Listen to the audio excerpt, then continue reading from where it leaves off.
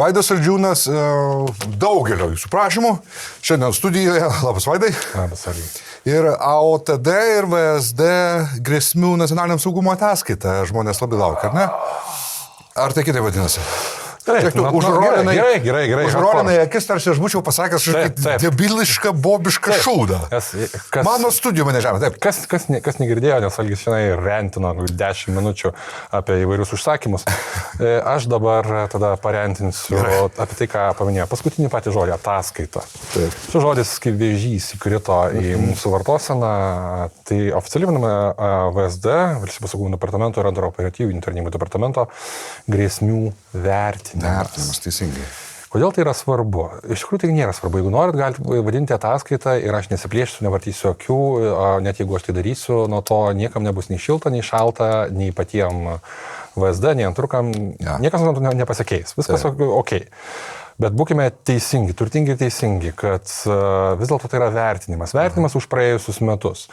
Na, galima techniškai tai vadinti ataskaitą, nes jeigu kas tai yra už praėjusius metus, tai yra ataskaita, ar ne? Nu, šiaip ar taip. Vaidai, nesigilinkim tos lingvistikos. Tai vat būtent, nesigilinkim, nes kodėl aš sakau, kodėl tai gali būti svarbu iki 22 metų, nuo 2011 metų, kiekvienais metais būdavo 2 dokumentai.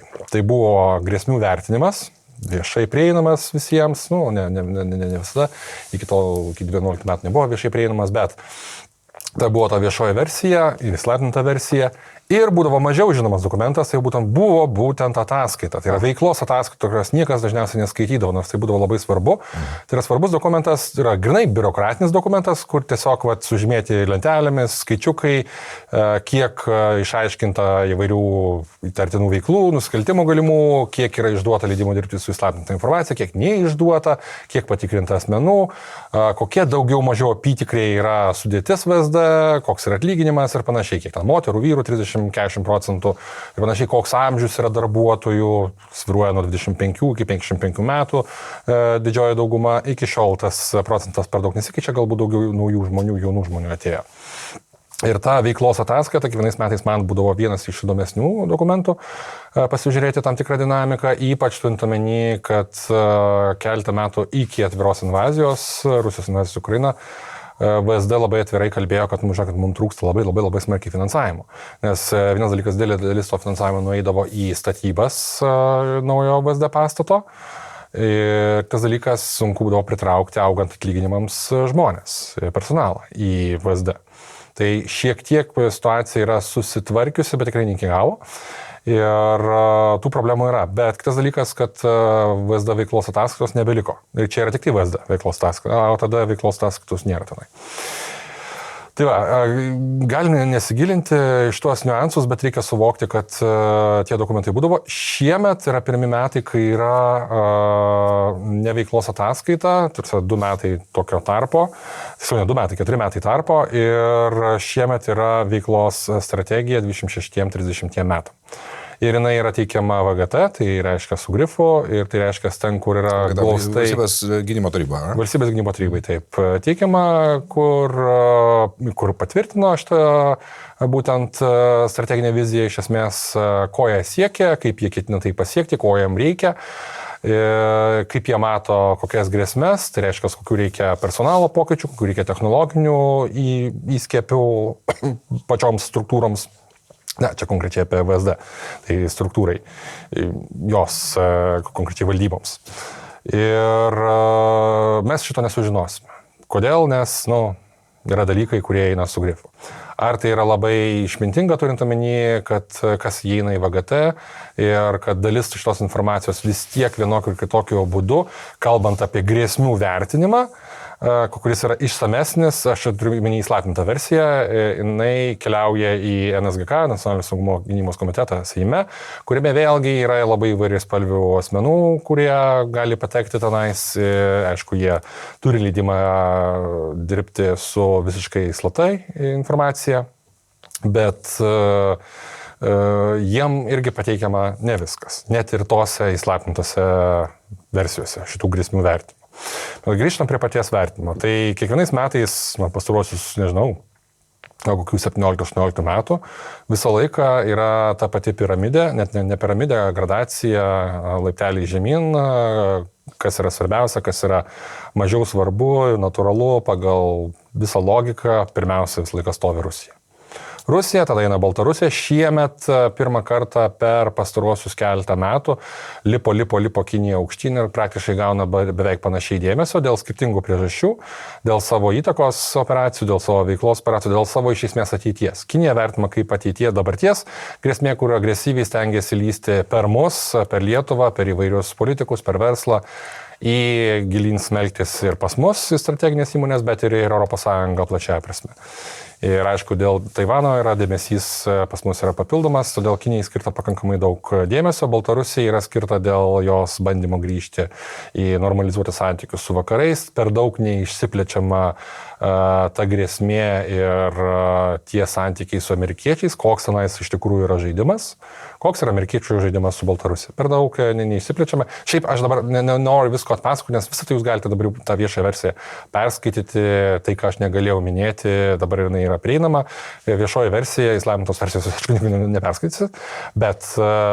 Bet tu pats ją skaitęs? Ką? Įslaptinta versija? Nu, aš negaliu sakyti, ne, aišku, ne. Aš neiksiu viską. Tu ką? Ir energetinė, kibernetinės visos grėsmės, įtakos veiklos. Iš esmės tai atrodo kaip meniu. Kiekvienais metais tai atrodo meniu, kurį gali kiekvienas pasirinkti savo, kas atrodo grėsmė.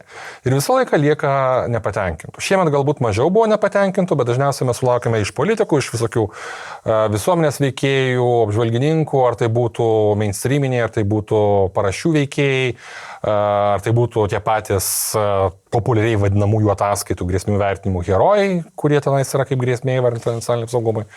Visą laiką būna tų nepatenkintų ir sako, ne, žiūrėk, tikroji grėsmė yra ta, pagal mano supratimą, pagal mano įsivaizdavimą, net jeigu jie neturi absoliučiai jokios patirties vertinant grėsmės, jokios patirties dirbant su grėsmėmis, neturi jokios prieigos prie įslaptintos informacijos arba prie riboto naudojimo informacijos, netgi nesidama, nesuvokia, iš jų pasisakymų akivaizdu, kad tiesiog kažkur tai kosmose klejoja. Čia galima vertinti įvairius politikus, nesvarbu, jie ar būtų dešros, ar būtų dešinės pusės, klejonių būna pačių įvairiausių. Dažniausiai pasikartojantis motyvas, ką teko išgirsti, negi susidurti tiesiogiai šią savaitę, tai yra, tai nieko naujo.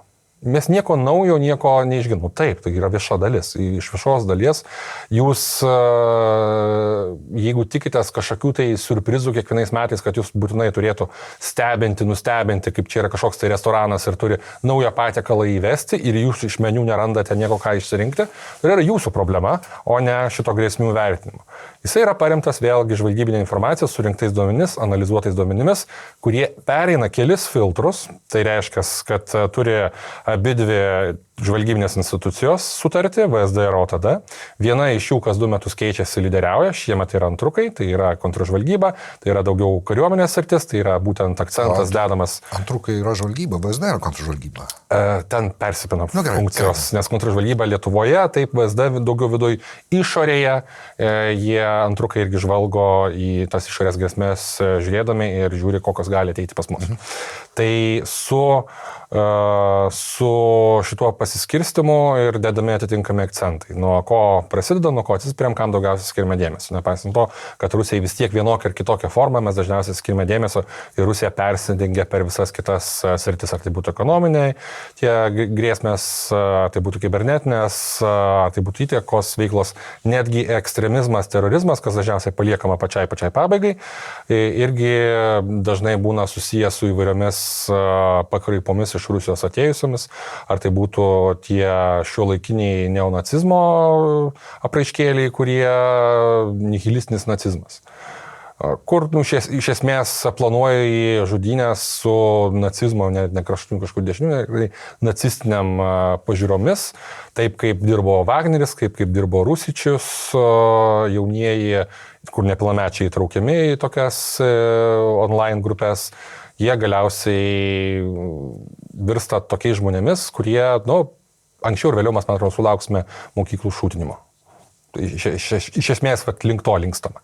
Dabar yra stebėjimo laikotarpis, dabar yra pastebimi tokių žmonių, raginimas atkreipti, jeigu tu kažką tai įrašai iš tą grėsmių vertinimą, vadinasi, tu bandai visuomeniai perduoti žinutę. Stebėkite.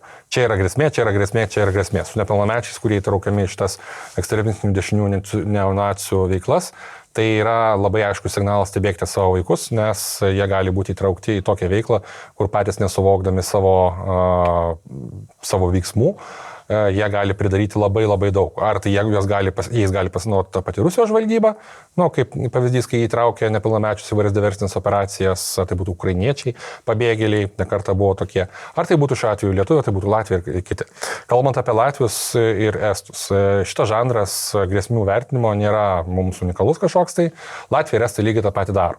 Ir jie daro anksčiau, Estai pavyzdžiui daro, čia ir vienas klausimas buvo, kodėl Estus sulaukia tiek daug dėmesio arba daugiau dėmesio vakaruose negu mūsų. Nes kas girdėjo, kas negirdėjo, buvo tokių sakinių, kad Estų šitas grėsmių vertinimas kiekvienais metais Estijos užsienio žvalgybos, visos yra dvi tarnybos, KAPO, tai yra vidaus, kaip VSD daugiau mažiau, ir Estijos ta neištariamo žodžiu, bet trumpinys yra VAL, tai yra užsienio žvalgybos tarnyba, kuri žiūri būtent į išorę ir didysis dėmesys, aišku, yra į Rusiją. Natūralu. Šita, kurią labai, gana pagarbiai. Kurią būtent pagarbiai. O kodėl? Bet čia man tokie, o kodėl pagarbiai vertina? Kas ant tokio yra? Nes visi, kurie pagarbiai vertina, tai jie galima suskirstyti į dvi kategorijas. Tuos, kurie matė įslaptintą versiją, tai yra užsienio šalių žvalgybų tarnybų atstovai. Tai yra tie žmonės, su kuriais ir lietuvių antrukai ir VSD bendrauja tarpusavyje ir konferencijose ir įvairiuose seminaruose ir taip toliau. Ir tarpusavyje ta pagarba pas juos egzistuoja, viskas su tuo normalu. Ir mums, ir estams, ir visiems kitiems. Jeigu kalbama apie viešą versiją, iš kur ta pagarba ateina, tai čia yra vėlgi ir PR dalykas, estiškas tipiškas PR'as. Ir kitas dalykas, ką žmonės sako Lietuvoje, kad estai strategiškai PR-iškai į tai žiūri, jie tai padaro savo vertinimą, išleidžia į viešumą prieš Miuncheno saugumo konferenciją. Bet kur buvau, Miuncheno saugumo konferencijai, iš tikrųjų tenais buvo, kad žmonės kuždėjosi, estų, o dar matėte ir skaitėte estų, estai tą, estai aną. Kas ant tokio yra ypatingo, ko pas mus nėra. Viena vertus, kadangi yra skirtingas grėsmių vertinimas, pas juos yra viskas sutelkta į išorę, tai yra kaip Rusija savo karą Ukrainoje vykdo, kokios ten pasiekmes. Labai aiškus sakinys, kad jokios grėsmės artimiausių metų Baltijos šalims karinės konvencinės grėsmės nėra. Ir visas akcentas yra į įvairius grėsmės šaltinius, būtent kas ateina iš Rusijos. Yra įvardinti labai aiškiai vardais pavardėm GRU karininkai, kada gimė. Tai perimta ir iš rusų, tai perimta ir iš estų žmogiškų šaltinių, kuo estai iš tikrųjų garsėja žmogiškų šaltinių žvalgyba, o taip pat ir elektroninės žvalgybos priemonėmis. Labai daug duomenų jie pateikia tai viešai. Kokiu tikslu? Tokiu tikslu, kad tas viešas grėsmių vertimas jiem gaunasi progą pasirodyti, kokie mes esame geri ir kitų pasaulio akise jie atrodo daug kietesni už mus. Bet tai yra visiškai reliatyvu. Tas kietumas tuose sluoksniuose, kur veikia pačios žvalgybos tarnybos, jis nieko absoliučiai nereiškia. Nes tarpusavėje žmonės keičiasi informaciją, tu gali mažiau pasitikėti kokiais, tarkime, vengrais šiandien, ar ne, bet estais arba vokiečiais, vokiečiais dar, bet tarkime britais, estais ar lietuviais ar lenkais vienodai gali pasitikėti, nepaisant to, kokie politiniai vėjai būtų visose šitose 4 valstybėse. Latvijai, vėlgi, jie turi irgi tam tikrą žanrą, jie turi daugiausiai žvalgybos tarnybų, jie turi 3 žvalgybos tarnybas, jie turi mūsų VSD atitikmenį VDD, jie turi karinę žvalgybą savo nedidelį tokią šaką ir jie turi dar konstitucijos saugumo tą biurą vadinamai, kuris, kažkiek tai toks yra sužvalgybintas STT mūsiškis. Bet labiau į žvalgybą ir į kontražvalgybą irgi lygiai taip pat jisai užsiema, kas keista, nekeista, bet ir jie kiekvienais metais irgi bando daryti atskirai šį bei tą ir pernai buvo, man atrodo, Latvijų, būtent VDD, kartu su ta karinė žvalgyba, pirmą kartą, kad karinė žvalgyba prisijungė prie to, darė savo vertinimą grėsmių, nepaisant to, vėlgi kaip ir estai, šiemet VDD dar atskirą padarė savo grėsmių vertinimą, kur daugiau koncentravosi į šalies vidų, kokios yra grėsmės. Ir vienintelį, kadangi visus 3 perskaičiau, tai vienintelis bendras vardiklis yra svarbiausias. Koks jis yra, tavo manimu? Pasiduodu iš karto. Na, okei, gaila. Galvoju, kad paspėliosiu. Galvoju, atsigersiu tuomet. Mums dažniausiai, jeigu taip žiūrime iš žiniasklaidos pusės arba iš visuomenės pusės, kai vyksta tie grėsmių vertinimo pristatymai. Tai be visų neoficialių dalių, oficiali dalis, kai yra pristatome Seime, tribūnoje, toje spaudos konferencijų salėje, pagal temas, kaip ir minėjau, pagal meniu, tada žiniasklaida išsirenka savo grėsmės ir taikoma, aišku, toje viešoje daly iš pačių žvalgybininkų, taikoma, daugiau mažiau, kad mums reikia, kad tai nuskambėtų visuomenėje, vadinasi, mums reikia kažkokių tai antraščių ir antraštės bus apie ką, tai atsispiriam nuo svarbiausio dalyko, ar svarbiausias dalykas, aišku, yra Rusija, Rusijos konvencinė karinė grėsmė ir mes užfiksuojame labai aišku sakinį, artimiausių metų konvencinės Rusijos karinės grėsmės nėra ir tai yra pažymėta pas estus, tai yra pažymėta pas mus, labai aiškiai. Bet pas mus, kas yra pažymėta, ir čia jau išsiskiria vertinimai, kad ne tik, kad savaime vertinimai išsiskiria, bet vėlgi čia kur kas deda kokius akcentus. Pas mus labai aiškiai yra pažymėta, kad nepaisant to, kad konvencinės grėsmės artimiausiu metu nėra, svarbiausias veiksnys, kuris lemia mūsų saugumo situaciją, yra Rusijos apsisprendimas. Apsisprendimas ko? Tai yra apskritai bendros tos agresyvios politikos, tos krypties, kurie jie pasirinko eiti prieš Ukrainą, prieš mus, jie nesustos tol, kol nebus sustabdyti. Praktinė prasme tai reiškia ginkluotų pajėgų vystymą prie mūsų kuo arčiau sienų, tai reiškia naujų dalinių kūrimą arba senų dalinių vystymą iš brigados į diviziją, iš korpų į armiją ir panašiai ir taip toliau. Ir visam tam, aišku, reikia daugybę lėšų ir įgyvendinti daugybę sąlygų. Tai lėšos, finansai, infrastruktūra tai yra vienas paketas, natūralu, tai yra išsprendžiama, net ir jeigu vagiant per korupcinius ryšius, gali pastatyti kareivinės, gali jas užpildyti kariais, tankais, amunicija, ko tik tai nori. Dronais, tai svarbu. Bet aišku, pirmiausia, tau reikia išspręsti 2 dalykus. Tai yra karą Ukrainoje, kur dabar sutelkta didžioji dalis karių ir technikos, ir tu negali viso to perkelti, net jeigu tu sukūrė naują dalinį, tau tą dalinį tiesiog jį pjauni per pusę, ką beje daro ir ukrainiečiai, ir dalis išvažiuoja tiesiai į frontą, ten dalis padeda savo galvas, ir tas dalinys, kuris formaliai yra prie Estijos, pavyzdžiui, sienos arba prie Suomijos sienos padėtas, sukurtas naujas, jisai yra vis dar skeletinis, tenais yra sukurtas štabas, ar tai būtų brigados, tai būtų divizijos štabas, bet nėra pulkų, nėra batalionų, nieko praktiškai nėra, kareivinės nepastatytos visam tam daliniui, galbūt yra planas, kažkur yra jau pastatyta dalis, kažkur yra pinigai iš šono nupumpuoti, bet nėra to pasirengimo, kad tu gali su šitą infrastruktūrą jau paimti tą dalinį ir jį į operacinį pavaldumą perkelti prie sienos ir važiuojam. Ir smūgiuojam. Ar su dronais, ar su tankais, nesvarbu su kuo. Tai kol viso to nėra, kol viso tai yra įklimpę Ukrainoje, tai pas mus tie vertinimai ir yra, kad 2-3 metų laikotarpyje taip rusai bandys, bet juos stabdys karas Ukrainoje, jeigu yra kažkokios tai paliaubos, procesas greitėja, bet net jeigu ir paliaubos arba jo labiau taika, nes paliaubos, taika, ugnies nutraukimas yra 3 skirtingi dalykai, mažiausiai, bet jeigu yra iš viso taika pasiekiama, tai reiškia, visi tos pajėgos, kurios yra prie Ukrainos sienos, jos gali būti atitrauktos mūsų kryptimi. Jau kokia ten ta taika, dabar nespėliosim, kad ir kaip tai ir estai, ir Latvijai, ir mūsiškiai labai aiškiai savo, kad kol kas jokių sąlygų, prielaidų taikai pasiekti, net ir paliauboms nesimato. Artimiausiu metu nesimato. Jie tai pernai sakė, jie tai kalba šiandien, iš esmės. Ir kadangi viskas priklauso nuo Ukrainos, atrodytų, mes galėtume... Laidos pilna apimtim ir didžiulio archyvo ieškokite Patreon arba Substack arba Contribui kanale, kuris taip ir vadinasi Algis Ramanauskas.